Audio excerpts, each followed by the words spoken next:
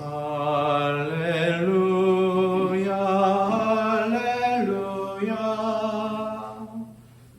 할렐루야 할렐루야. 나는 처음과 마지막이고 살아있는 존재이다. 나는 죽었으나 이렇게 살아있고 영원 무궁토록 살 것이다. 할렐루야 할렐루야. 주님께서 여러분과 함께 완성하게 하소서. 성루가가 전한 거룩한 복음입니다. 주님께 영광을 돌립니다.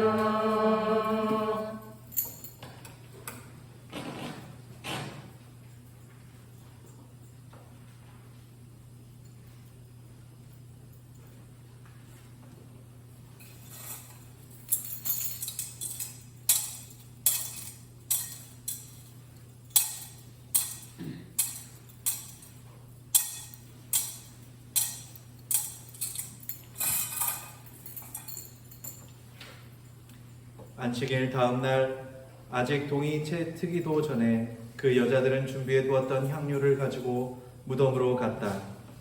그들이 가보니 무덤을 막았던 돌은 이미 굴러 나와 있었다.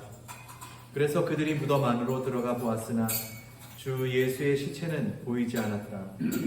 그들은 어찌 된 영문인지 몰라 어리둥절하고 있었는데 바로 그때 눈부신 옷을 입은 두 사람이 그들 곁에 나타났다.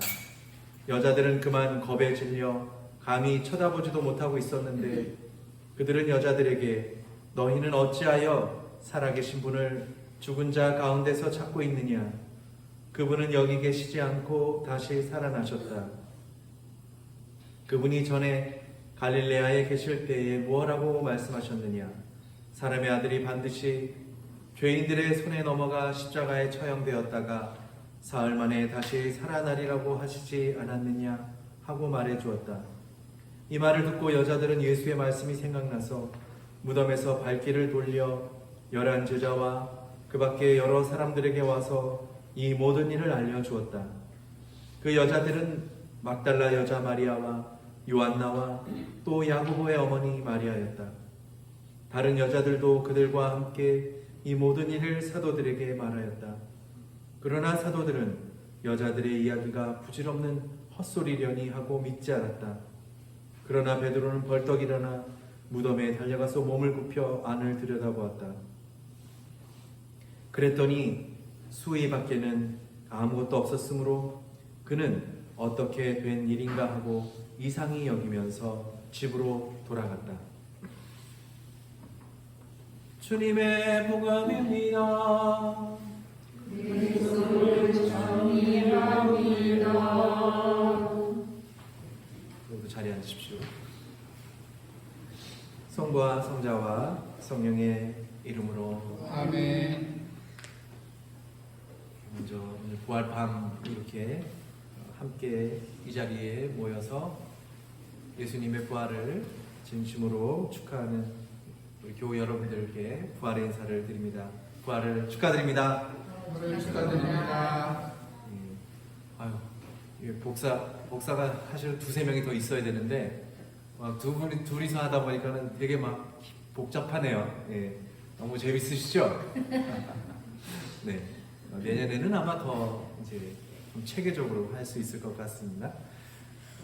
이스라엘 백성들이 하느님의 인도로 어둠과 바다라는 죽음의 길을 갈라서 빛과 생명의 길로 건너왔듯이 오늘 밤 우리는 고난과 죽음의 세력을 넘어서는 그리스도를 통하여 영원한 생명과 구원의 빛으로 건너왔습니다. 말로서는 다 담아낼 수 없는 이 신비를 2000년 전에 기억과 전승을 따라서 우리가 몸으로 행하면서 오늘날 다시 경험합니다. 매해 부활초를 켜면서 예수 그리스도께서 빛으로 오심을 묵상하고 전례를 거행하는 그리스도인들은 기쁨에 가득 차 있습니다. 다시 한번 주님의 부활의 기쁨과 은총이 교우 여러분 모두에게 항상 함께 하시길 기도합니다. 아멘. 이렇게 매해 똑같은 전례를 하는 것 같지만 또 사람이 바뀌었죠. 제가 또 새로 이렇게 부임해서 왔고 또 약간 뭔가 이렇게 막 뭐랄까요, 버라이어티하게 막 왔다 갔다 하다 보니까 또 매해 드리는 또 부활밤 예식 같지도 않죠. 늘 새롭게 이렇게 연출이 되는 것 같습니다. 그래서 늘 계속 반복하는 것 같지만 또 오늘은 오늘 나름대로의 부활밤 전례가 또 기억에 남으실 것입니다. 사도 바울로는 서신 독서에서 그리스도께서는 단 한 번 죽으심으로써 죄의 권세를 꺾으셨고 다시 살아나셔서는 하느님을 위해서 살고 계십니다. 이와 같이 여러분도 그리스도 예수와 함께 죽어서 죄의 권세를 벗어나 그와 함께 하느님을 위해서 살아야 한다고 생각하십시오 라고 말씀하십니다. 이제 우리들은 부활 이후의 삶이 하느님을 향해 정해졌습니다. 사도 바울의 당부대로 우리들은 예수님과 함께 부활하여 하느님과 더불어 살게 되었습니다. 아마 질문을 하시는 분들도 있을 겁니다. 아니, 부활절에 낮에 예수님의 부활을 성대하게 예배드리면 되는데 그 전날 밤에 왜 꼭 지내야 되느냐? 의문이 들지는 않으셨어요? 굳이 그냥 피곤해 죽겠는데 늦게까지 이러고 있느냐? 그런 생각을 많이들 하셨을 수 있을 것 같습니다. 근데 아마 예전에는요, 더 예전에는 밤 12시에 했었어요. 혹시 그때 기억이 있으신가요? 밤 12시에 부활밤 예식을 했던 거? 아니셨어요? 아마 지금 서울에 있는 주교자 성당에는 아마 12시에 아직도 그렇게 하는 것 같습니다. 부활절에 그러면은 왜 예수님의 부활을 성대하게 드리면 되는데 왜 그 전날 밤에 이렇게 하느냐는 유대인들의 시간법을 알면 이해하기가 좀 쉽습니다. 유대인들의 시간법이 좀 달랐어요. 유대인들의 안식일은 그러니까 과월절이라고 했죠. 이게 겹쳐 있는데 금요일 저녁 해가 져서 그 다음날 토요일이죠. 토요일 날 해가 질 때까지가 안식일이에요.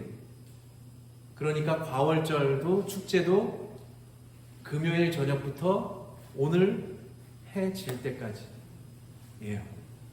그러니까 그 다음부터는 안식일이 지금부터는 안식일이 아닌 것이죠. 그러니까 예수님께서 금요일 오후에 돌아가시고 안식일이 시작되기 전에 묻히시고 나서 그리고 나서는 이제 저녁이 되고 밤이 되니까 당연히 안식일이었으니까 어떻게 해요? 사람들이 돌아다니지 않죠. 나가지 않습니다. 그리고 나서는 토요일 날에 해가 져고 과월절 축제가 끝났다고 해도 밤에 돌아다니나요, 사람들이? 안 돌아다니죠. 그러니까 어두워지고 그러니까 왕래를 하지 않습니다. 토요일 날 해가 지고 났는데 여인들이 밖에 다니기가 쉬웠을까요? 여인들이 다니기가 쉽지 않았습니다. 그래서 여인들은 그 다음 날 해가 뜰락말락할 때 빨리 움직여야 되니까 뜰락말락할 때 어떻게 해요? 예수님의 무덤에 가서 예수님을 뭐라 그럴까? 이게 향료를 발라드리려고 여인들이 뭐라 그럴까? 이렇게 내일이겠죠? 내일 아침 일찍 새벽에 해가 뜰락말락할 때 이제 출발을 한 것입니다. 그런데 예수님께서 그러면 언제 부활하셨나요? 밤이라고 하는데 밤인지 새벽인지 뭐 이렇게 알 수가 없어요. 성서에 복음서에 자세히 나와 있지 않아요. 그냥 그날 밤 언젠가 이렇게 사람이 몰랐다는 거죠. 당연히 모르겠죠. 그래서 두 천사가 동이 틀 무렵에 여인들에게 예수님의 부활 소식을 전하고 있어요. 그러니까는 언제 정말 예수님께서는 동이 트기 전에 아니면 토요일 날 언제 밤이었을라나? 과월절이 끝나고 밤이었을 모르죠. 그래서 제가 독일에 있을 때 어떤 한 교회에서는요. 그래서 뭐 밤 11시, 뭐 12시에 하지 않고 언제 했냐면 새벽 3시에 감사성찬회, 부활 감사성찬회를 드리기도 했습니다. 그래갖고 저도 처음으로 한번 그렇게 가봤어요. 그러니까 그런 것도 있다. 그러니까 예수님께서 정확하게 언제 부활하셨는지는 잘 모르지만 동이 트기 전에 새벽이나 아니면 진짜 한밤중에 부활하셨을 것이다. 우리는 그렇게 알고 있습니다. 이 여인들이 예수님을 생각하는 마음 때문에 향료를 들고 예수님 무덤가로 갔지만 어때요? 천사들이 예수님께서 부활하셨다. 갈릴레로 가실 것이라는 성서 말씀대로 그렇게 하실 것이다. 라고 했는데 깜짝 놀라서 이 소식을 그러니까 무덤 안에 들어가 봤더니 진짜 예수님의 시신이 없는 거예요. 그래서 그 사실을 사도들에게 가서 알려줍니다. 사도들이 정말인가요? 그렇게 믿었나요? 이 복음 말씀 뭐라고? 아이고 여자들이 새벽같이 나가더니 뭔가 헛개비를 봤나 보다. 뭔 헛소리려니 하면서 믿지 않았다라고 그래요. 혹시 잘 믿으시나요? 어머님들이 무슨 말씀하시고 그러면은 아버님들이 잘 믿으세요? 믿어요? 네. 옛날에는 안 믿으셨죠? 옛날에는 안 믿으셨다가 나중에는 믿으셔야죠. 안 믿으면 어떻게 돼요? 큰일 나요. 밥도 못 먹고. 그렇죠. 집에서 기르는 개보다도 취급을 못 받는다고 요새들 그렇긴 합니다만 그렇습니다. 이 말을 듣고 사도들은 믿지 않았지만 다만 베드로만이 벌떡 일어나서 무덤에 가죠. 달려갑니다. 수의만 있고 아무것도 없어서 이상히 여기면서 다시 돌아옵니다. 천사만 만나지 못했지 빈 무덤만 확인하고 돌아옵니다. 여인들이 전하는 말을 왜 믿지 못했을까요? 베드로만이 여인들의 말에 진짜인지 아닌지만 알고 싶어서 달려가고 있습니다. 여성들의 인권이 당시에 그리 보장받지 못했다는 점을 들먹일 필요는 없을 것 같아 보입니다. 오히려 여성들의 용감하고 열정적인 신앙만이 복음에서 우리 더욱 도드라져 보입니다.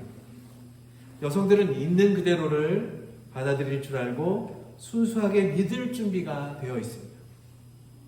그들은 정말 사랑하던 예수님을 위해서, 선생님을 위해서 새벽부터 행동으로 옮겨서 비무덤에 달려갔고, 그리고 주님께서 부활하셨다는 천사들의 말을 믿고서 주님의 부활을 있는 그대로 사도들에게 전합니다. 그에 비해 믿음의 기둥이라고 여겨지는 사도들의 반응은 좀 뜨뜻미지근합니다. 여인들의 증언을 헛소리로 치부합니다.